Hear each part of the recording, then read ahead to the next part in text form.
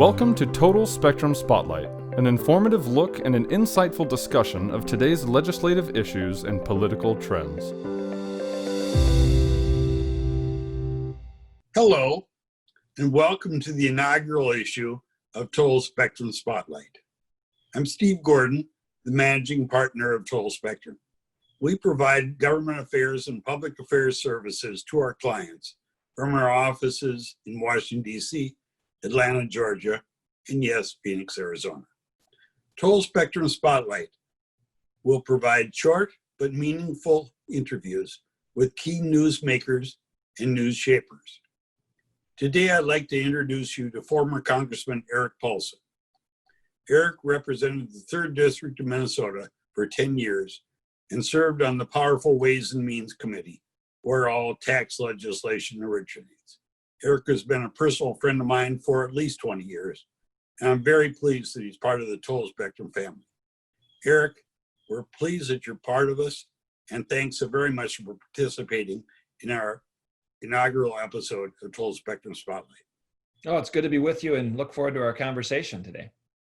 Erik, as you know, Congress is coming back to Washington. Senate came back last week. The House is coming back this week. The first order of agenda is clearly to see if we can get some additional stimulus to respond to the coronavirus. Most folks know Congress responded very early during the pandemic and passed various initiatives addressing the pandemic with some economic stimulus, but there have been no additional initiatives passed or signed into law since May. And so the House did pass a large package, about $3 trillion back in May. The Senate Republicans were internally deciding what they wanted that package to look like starting in late July. And they came forward with the bill just last week. It was about $500 billion. It did include also some liability protections, as well as a bump of $300 in federal unemployment benefits.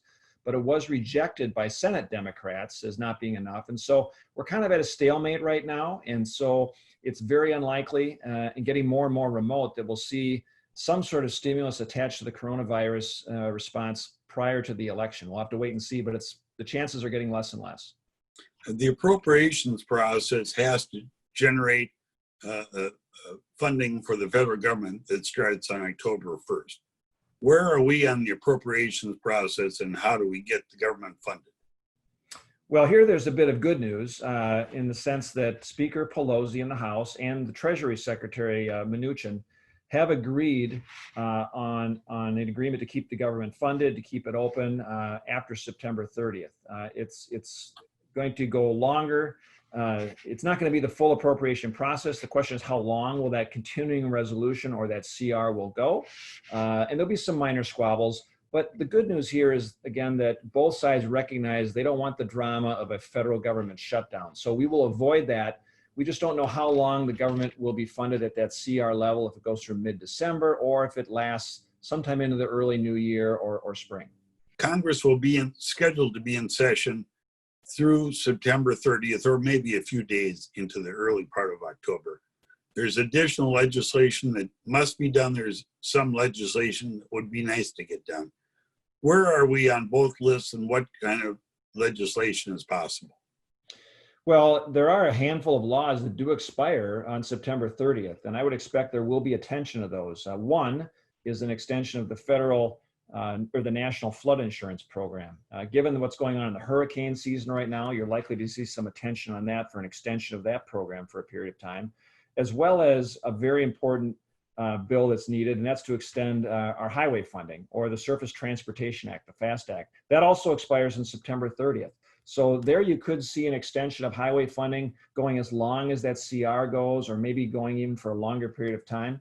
And then finally, there are two bipartisan initiatives that are tied to our economy. They're trade preference bills. One is the general system preferences that ties us down to the rest of the world, but there's also the Caribbean Basin Initiative. I would expect action on these two trade provisions sometime in the remaining days of the session, even before the election.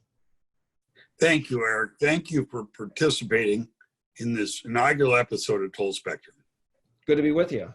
And thank you for all of you for watching today. We look forward to being with you in the next episode of Total Spectrum Spotlight. Thank you for watching Total Spectrum Spotlight. For more information about Total Spectrum, please visit us at totalspectrumsga.com. Total Spectrum, strategies uniquely focused on your success.